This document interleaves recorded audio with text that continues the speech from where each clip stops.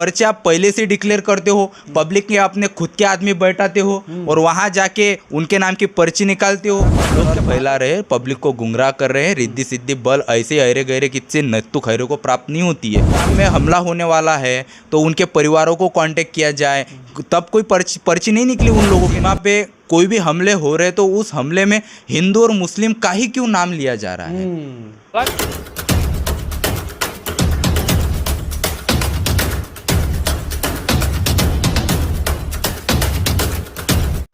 आप लोग जानते होंगे जिस शख्स को मैं लेकर आया हूं अपने कैमरे पर, वह शख्स हैं जो भंते उपाली जी हैं और काफ़ी विद्रोही रूप से जाने जाते हैं। लेकिन मेरा सवाल यह है कि जो पहलगाम हादसा हुआ या हमला किया गया, उस हादसा नहीं बल्कि आतंकवादियों का रूप दिया गया उसमें, उनको लेकर के कहीं ना कहीं सवाल खड़ी हो रही है। और उसी पे सवाल थोड़ा सा मैं भी करता हूँ, क्या रिएक्शन आता है भंते जी उपाली जी के साथ में, क्योंकि बड़ा अग्रेसिव रहते हैं। तो उसी पे आप लोग कमेंट जरूर कीजिएगा और प्रतिक्रिया अपना देना ना भूलिएगा। सर एक बार फिर बदलते बात पे स्वागत है आपका। जय भीम नम बुद्धा। पहलगाम को लेकर के बड़ी सवालें उठ रही हैं। पहलगाम में कम से कम 27 लोग मारे गए, 26 से 27 लोग मारे गए हैं।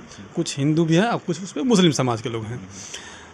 सवाल लोग सोशल मीडिया पर यह डाल रहे हैं कि बागेश्वर धाम को लेकर के या फिर और तमाम तरह की अंधविश्वास पखंडवाद को लेकर के। तो पहले आपसे रिक्वेस्ट करूँगा कि थोड़ा सा संयम बरतिएगा, ज़्यादा अग्रेसिव नहीं होगा। लोग थोड़ा देख रहे हैं, पहलगाम हादसा को कैसे देखते हैं आप? देखिए, पहलगाम हादसा हुआ है, वहाँ जो लोग शहीद हुए हैं, कुछ मुस्लिम समुदाय के, हिंदू समुदाय के, उनके घटकों को सबसे पहले मैं पंचमहाभूतों में विलीन होने के लिए मैं उनको नमन करता हूँ। और ये जो हादसा हुआ, ये हादसे पे जल्द से जल्द सरकार की तरफ से कार्रवाई हो, इसके लिए मैं एक अपील करता हूँ। और कहीं तो भी ऐसा लगता है कि ये जो हादसा हुआ, ये हादसा ऐसे ही नहीं हुआ। कहीं तो भी इसके पीछे राजनीतिक एक षड्यंत्र रचा गया है। पुलवामा हमला की तरह लोग बोल रहे थे, पुलवामा हमला में जो है कि अटैक कराया गया। तो कहीं ऐसा तो नहीं साजिश रचा जा रहा है इसमें भी? देखिए, हर बार पुलवामा की तरह ही हम उस घटना की तरह ही क्यों घटनाएं घड़ी जा रही है इस इंडिया के अंदर। और हर बार सीमा पे कोई भी हमले हो रहे तो उस हमले में हिंदू और मुस्लिम का ही क्यों नाम लिया जा रहा है। ये सबसे पहले महत्वपूर्ण बात है कि अगर हमला हो सकता है तो क्रिश्चियन पे क्यों हमला नहीं हो रहा है, वहाँ पे बौद्धों पे क्यों हमला नहीं हो रहा है, वहाँ पे बुद्धिस्टों पे क्यों हमला नहीं हो रहा है, वहाँ पे जो ब्राह्मण है ब्राह्मणों पे क्यों हमला नहीं हो रहा है। और हर बात पे जब भी उस सीमा पे हमले हो रहे हैं, उस हमले में एक के वहाँ पे नाम दिया जा रहा है, मुस्लिमों ने ही हिंदू पे हमला किया या हिंदुओं ने मुस्लिम के ऊपर हमला किया। तो इसे ये भी तो कह सकते हैं कि आतंकवादियों ने हमला किया। हाँ। लेकिन हिंदू मुस्लिम का एंगल दिया जा रहा है। ये हिंदू मुस्लिम का ही तो ये उसका एक गेम वो लोग छेड़ रहे हैं ना।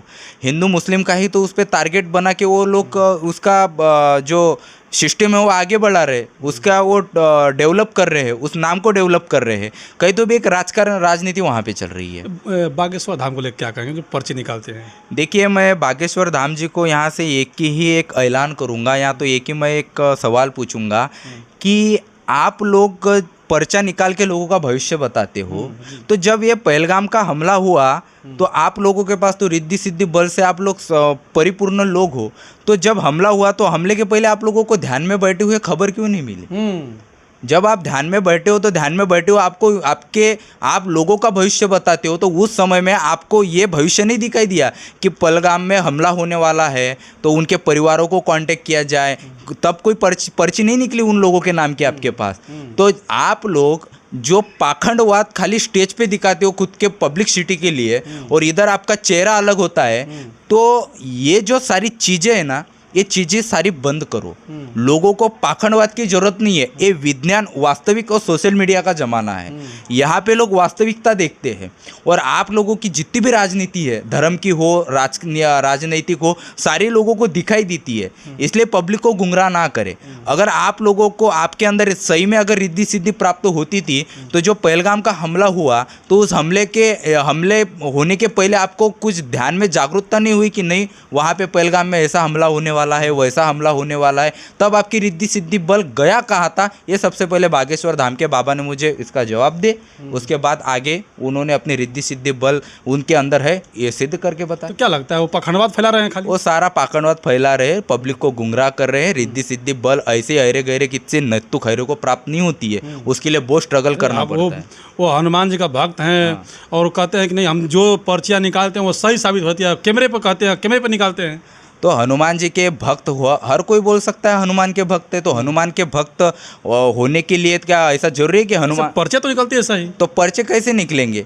पर्चे निकलने के, अरे ये लोगों को साफ साफ दिखाई देता है कि पर्चे आप पहले से डिक्लेयर करते हो, पब्लिक के अपने खुद के आदमी बैठाते हो और वहाँ जाके उनके नाम की पर्ची निकालते हो। लोग क्या पागल थोड़ी है? जो लोग अज्ञान है वही लोग आपको समर्थन करेंगे, पढ़े लिखे लोग आपको समर्थन थोड़ी करेंगे। जिनको लोग ये सारी बातें समझती है वो लोग आपका समर्थन थोड़ी करेंगे। खुद उसकी पर्ची लिखते हो, खुद उसका नाम का निकालते हो, अंदर में अलग सेटलमेंट करते हो, वहाँ पे लोगों को, पब्लिक को अलग दृश्य दिखाते हो। इसीलिए वहाँ पर अलग सेटिंग नहीं हो पाया, इसीलिए जो पहलगाम में था तो उसका पर्ची नहीं निकल पाया। हाँ, पर्ची नहीं निकल पाया। अगर आपके अंदर इतनी रिद्धि सिद्धि बल प्राप्त है तो पहलगाम का क्यों नहीं आपके अंदर, मतलब आपके पास वो पर्ची क्यों निकली नहीं? इसके पहले भी एक ट्रेन का हादसा हुआ था। वो ट्रेन का हादसा जहाँ पे हुआ था उसके पास ही भगवान का मंदिर था। तो भगवान तो सबका भला करता है, तो भगवान ने वो ट्रेन में शहीद हुए लोगों का भला क्यों नहीं किया? बड़ी सवाल है। तो तब उनका भला क्यों नहीं किया? तो भगवान का मंदिर तो आमने सामने ही था, तो वहाँ पे भगवान को लोगों की जान नहीं दिखाई दी। भगवान तो सबका दाता होता है, तो वहाँ पे ये भगवान विधाता गायब कहाँ पे हुआ था? ये जो सब कुछ है, बागेश्वर धाम ने सारा पाखंड फैलाने का काम कम करे, लोगों को गुमराह करना बंद करे। नहीं तो एक दिन ऐसा आएगा कि जो दुकान आप चला रहे हो ना, वो बंद करने को हमारे जैसे वॉरियर्स को ज़्यादा टाइम नहीं लगेगा। तो देखिए, भंते उपाली जी हैं, काफ़ी जानकारी रखते हैं, लेकिन कहीं ना कहीं पाखंडवाद पर लोगों को सवाल अब उठने लगा है। कारण क्या है कि धीरेन्द्र शास्त्री जो है बागेश्वर धाम के, वह पर्ची निकालते हैं और सही साबित होती है। लेकिन कहना यह है कि आखिर जो पहलगाम में आतंकियों पर हमला हुआ, आतंकियों ने हमला किया तो उनको परिजनों का पर्ची क्यों नहीं निकाला, या फिर क्यों नहीं उन्हें पता चला कि यहाँ पर ऐसा बड़ा हादसा होने वाला है, तो उनके परिजनों को उस जगह से जाने से रोका जा सकता था। लेकिन ऐसा कुछ भी नहीं है। लोग पाखंडवाद के खिलाफ भी करने लगे, पाखंडवाद का जो है कि कहीं ना कहीं उजागर भी होने लगी हैं। जैसे भंते उपाली जी हैं, चाहे तमाम लोग इसका खंडन भी कर रहे हैं। तो बाकी आप लोग कैसे देखते हैं पहलगाम हादसा को लेकर के, बागेश्वर धाम की जो पर्चियाँ हैं उसको लेकर के, पाखंडवाद को लेकर?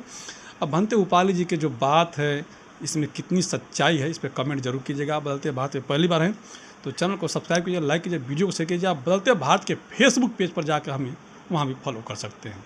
पूरा वीडियो बनाने के लिए धन्यवाद। Thank you.